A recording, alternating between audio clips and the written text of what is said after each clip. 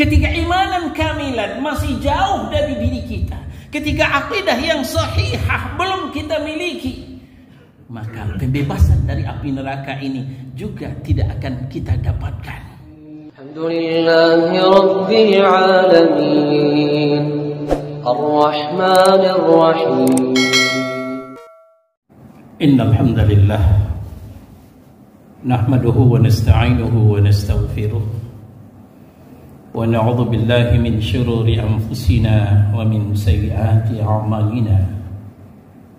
Man yahdihillahu fala mudilla lahu wa may yudlil fala hadiya lahu. Wa asyhadu an la ilaha illallah wahdahu la syarika lahu wa asyhadu anna Muhammadan 'abduhu wa rasuluh. Ya ayyuhalladzina amanu taqullaha haqqa tuqatih wa la tamutunna illa wa antum muslimun.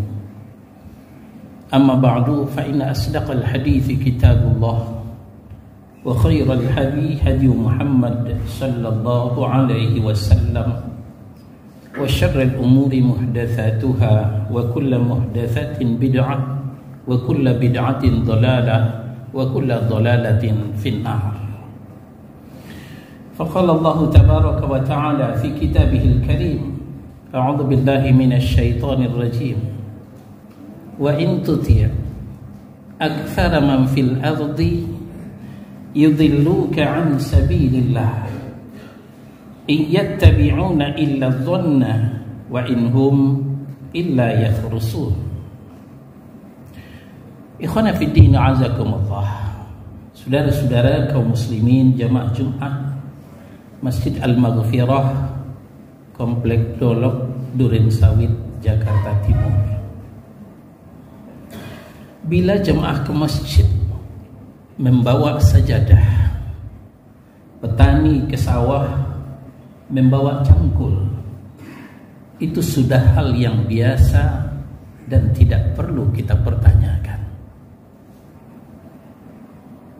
Tapi akan sangat aneh kita lihat ketika petani ke sawah bawa sajadah, jamaah ke masjid bawa cangkul.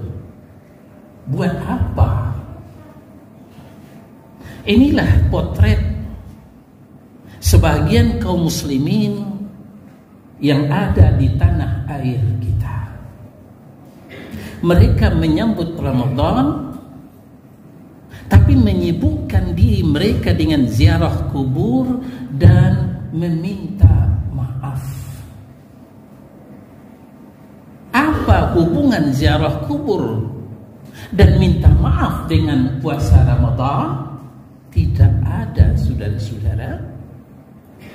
Mereka ziarah kubur ke sana dan kemari, bela-belain bermacet ria, minta maaf ke sana dan kemari, dan sering mampir di beranda handphone kita, marhaban ya Ramadan, mohon maaf lahir dan batin. Yang lebih aneh lagi, baru ketemu di bandara, baru kenal di terminal, di stasiun kereta api, kenalan, siapa nama, dari mana asal, yang satu dari Jawa, yang satu dari Sumatera. Mengakhiri pembicaraan, nah karena besok kita mau puasa, maafin ya. Buat salahnya kapan? Kok minta maaf? Inilah yang aneh tapi nyata. Sebagaimana minta maaf itu memang disyariatkan, tapi setelah melakukan kesalahan. Ziarah kubur pun demikian, disyariatkan dalam Islam, tapi setelah ada alasan-alasan. Pertama, turiqul qalba, melembutkan hati. Yang kedua, wa tudmi'ul aina, melelehkan air mata. Yang ketiga, wa tudzakkirul akhirah, mengingat mati. Inna fiha ibarah, untuk mendapatkan pelajaran. Tuzahidu fid dunya, untuk membuat zuhud dari dunia. Itu motivasi ziarah kubur, bukan untuk menyambut Ramadan. Inilah akibat latah. Inilah akibat beramal tanpa ilmu. Maka tadi kita bacakan Al-An'am surah yang ke-6 ayat 116. Wa in tuti' aktsara man fil ardi yudilluka an sabilillah.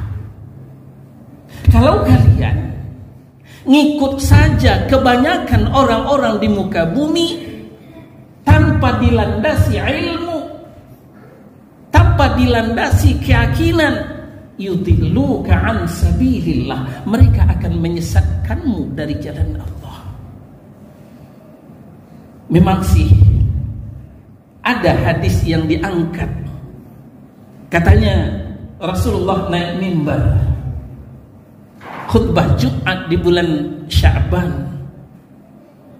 lalu di atas mimbar tiada angin, tiada badai, beliau membaca amin 3 kali. Amin, amin, amin. Lalu seturun dari mimbar, sahabat konfirmasi, ada apa ya Rasul? Anda baca amin.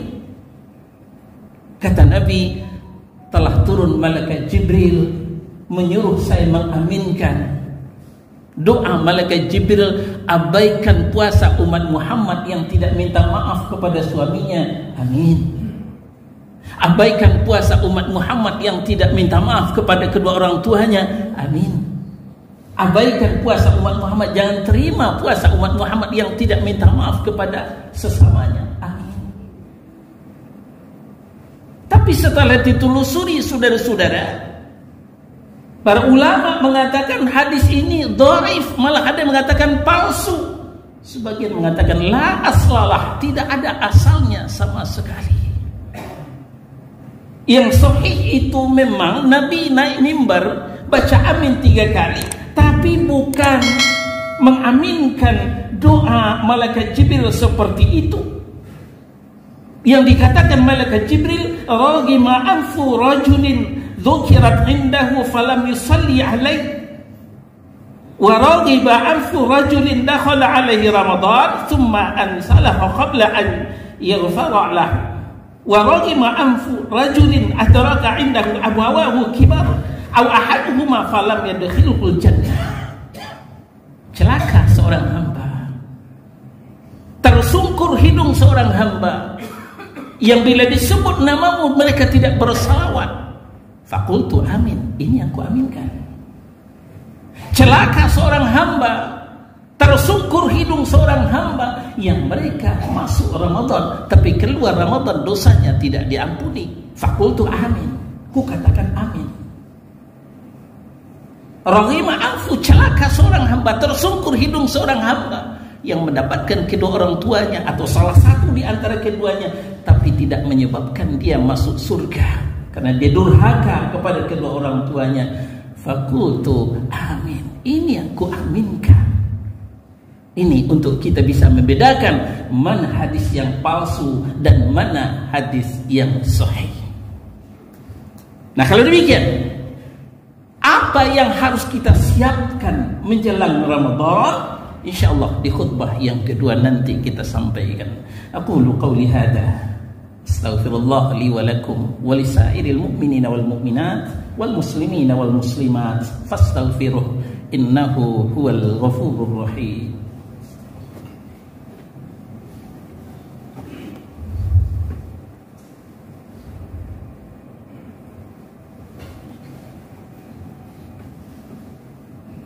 Alhamdulillah hamdan katsiran thayyiban mubarakan fih kama yuhibbu rabbuna wa yarda. Asyhadu an la ilaha illallah wahdahu la syarika lah wa asyhadu anna Muhammadan abduhu wa rasuluh. Ya ayyuhalladzina amanu taqullaha wa qulu qawlan sadida yuslih lakum a'malakum wa yaghfir lakum dhunubakum wa may yuti'illaha wa rasulahu faqad faza fawzan 'azima. فقال الله تبارك وتعالى في كتابه الكريم يا أيها الذين آمنوا كتب عليكم الصيام. Wahai orang-orang yang beriman, diwajibkan atasmu berpuasa. Ada yang menarik. Kalau kita mentadabbur ayat ini, kita bangga, kita kaum muslimin, kita umat Islam masih mayoritas di Republik tercinta ini. Tapi tahukah kita, ternyata yang dipanggil puasa bukan umat Islam, yang dipanggil puasa bukan orang Islam, yang dipanggil puasa adalah orang yang beriman. Ayatnya jelas, Al-Baqarah 183. Ya ayyuhalladzina amanu kutiba alaikumussyam. Hai orang yang beriman, diwajibkan atasmu berpuasa. Allah tidak panggil hai orang-orang Islam. Kenapa? Jawabannya, orang yang beriman pasti Islam. Tapi orang Islam belum tentu beriman. Atau mungkin dia pernah beriman, tapi imannya terkontaminasi. Dia pernah beriman, imannya hancur-hancuran dengan nawaqidus syahadatain, nawaqidul iman, sehingga imannya yang tersisa tidak lebih dari sekedar barang rongsokan yang tidak ada nilainya, tapi KTP-nya masih Islam. Nah, orang seperti itu tidak bisa diharapkan untuk menunaikan ibadah puasa. Apalagi saudara-saudara kaum muslimin, di bulan Ramadan Allah punya program, antara lain maghfirah, pengampunan dosa, itqun minan nar, pembebasan dari api neraka. Program ini tidak akan jalan tanpa didukung dengan imanan kamilan, aqidah yang sahihah.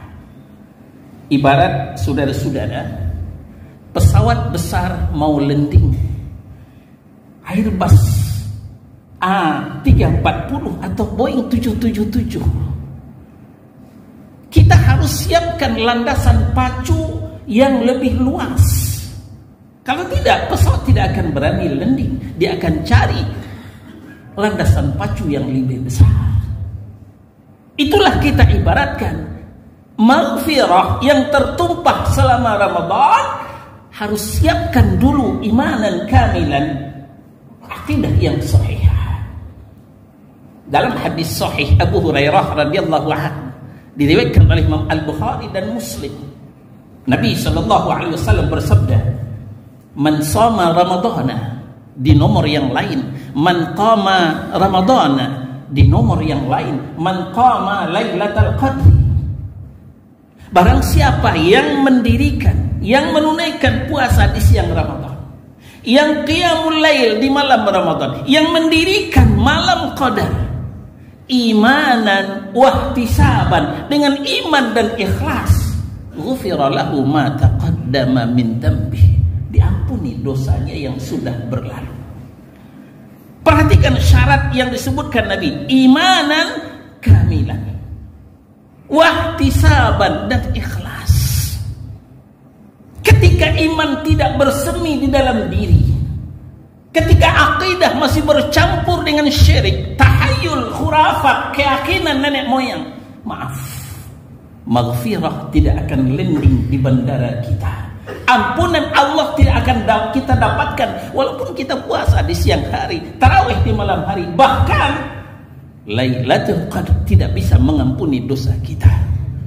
Kenapa? Allah sendiri yang berfirman dalam An-Nisa surah yang keempat ayat 48, "Innallaha la yaghfiru ayyushraka bihi wa yaghfiru ma duna dzalika liman yasha." Sesungguhnya Allah tidak akan mengampuni dosa syirik, mempersekutukan Allah, dan Allah hanya akan mengampuni dosa selain daripada syirik bagi siapa yang dikehendakinya. Muncul pertanyaan, kenapa sih kok Allah membeda-bedakan dosa? Diampuni saja semua, kenapa sih? Dijawab oleh Allah di ujung ayat, "Wa may yusyrik billah faqad iftara itsman 'azima." Barang siapa yang musyrik, mempersekutukan Allah, dia telah berbuat dosa yang teramat besar. Bapak saudara, ketika kita melakukan kesalahan kecil, barangkali kita bisa bebas di depan hukum. apalagi kita mengikuti sidang dengan baik. Tapi kalau sudah menyangkut dengan narkoba, ini tidak bisa diampuni lagi, saudara-saudara. Polisi susah mengampuni kalau dosa yang berkaitan dengan narkoba. Nah, begitulah Allah Subhanahu wa taala. Allah tidak akan mengampuni dosa syirik walaupun dengan puasa Ramadan, walaupun dengan qiyamul lail, walaupun dalam mendapatkan malam Lailatul Qadar sekalipun. Yang kedua, Allah membebaskan kita dari api neraka. Hadis yang sudah sering diulang-ulang, dikatakan oleh Nabi sallallahu alaihi wasallam, yaitu idza jaa Ramadan futihat abwabul jannah wa ghuliqat abwabun nar wa sufidatis syayatin. Kalau Ramadan sudah tiba, ditutup pintu neraka, dibuka pintu surga dan ditutup pintu neraka. Syaitan dibelenggu. Hadis dari Abu Hurairah dikeluarkan oleh Al-Bukhari dan Muslim. Hadis Abu Sa'id Al-Khudri, Nabi sallallahu alaihi wasallam bersabda, "Man shoma yauman fi sabilillah ba'dallahu wajhahu 'anil nari 70 kharifan." Barang siapa yang berpuasa pada jalan Allah, ba'adallahu wajahahu anin nari 70 kharifan. Allah jauhkan wajahnya dari ancaman api neraka sejauh 70 tahun. Nah, kemudian hadis Abu Sa'id Al-Khudri riwayat Ahmad dan Ibnu Majah, "Innallaha tabaraka wa ta'ala mutaqa'a fi kulli yaumin wa lailatin," yakni fi Ramadan. Sesungguhnya Allah membebaskan hambanya dari siksaan neraka, maksudnya di bulan Ramadan, setiap hari, setiap malam. Tapi seperti yang kita sampaikan tadi, ibarat pesawat besar yang mau landing, kita harus siapkan landasan pacu yang memadai, yaitu iman dan akidah. Ketika imanan kamilan masih jauh dari diri kita, ketika akidah yang sahihah belum kita miliki, maka pembebasan dari api neraka ini juga tidak akan kita dapatkan. Kita buka Al-Maidah surah yang kelima ayat 72. Innahu man yusyrik billah. Sesungguhnya barang siapa yang musyrik mempersekutukan Allah, faqad harramallahu alaihil jannah, maka Allah telah mengharamkan surga untuknya. Wa ma'wahun nar, tempat mereka adalah neraka. Wa ma lizzalimin min ansar, dan tidak satupun yang bisa menolong orang yang zalim, orang yang musyrik ini, kata Allah Subhanahu wa ta'ala. Jadi saudara-saudara, jangan ngimpi dulu untuk masuk surga dengan puasa Ramadan, dengan qiyamul lail, bahkan dengan mendirikan malam qadar sekalipun, selagi akidahnya masih berlumuran syirik, selagi imannya belum sempurna. Nah, maka dari itu, kalau berbicara persiapan menyambut Ramadan, bukan sibuk dengan ziarah kubur, bukan sibuk maaf-maafan, tapi sibukkanlah diri membenahi iman kita. Sudah sempurnakah iman kita? Membersihkan akidah kita dari syirik, tahayul dan khurafat. Tidak akan bisa diampuni kecuali dengan tubu ilallah. Ya ayyuhalladzina amanu tubu ilallah taubatan nasuha. Mudah-mudahan Ramadan kali ini dengan modal imanan kamilan, iman yang sempurna, akidah yang sahih, akidah yang bersih dari syirik, maka Ramadan akan menghantarkan kita kepada la'allakum tattaqun, menjadi orang-orang yang bertakwa sebagai puncak daripada kemuliaan yang diberikan Allah Subhanahu wa taala. Inna akramakum indallahi atqakum. Fa'tabiru ya ulil absar la'allakum turhamun. Alhamdulillahi rabbil alamin. Ar-Rahmanir Rahim.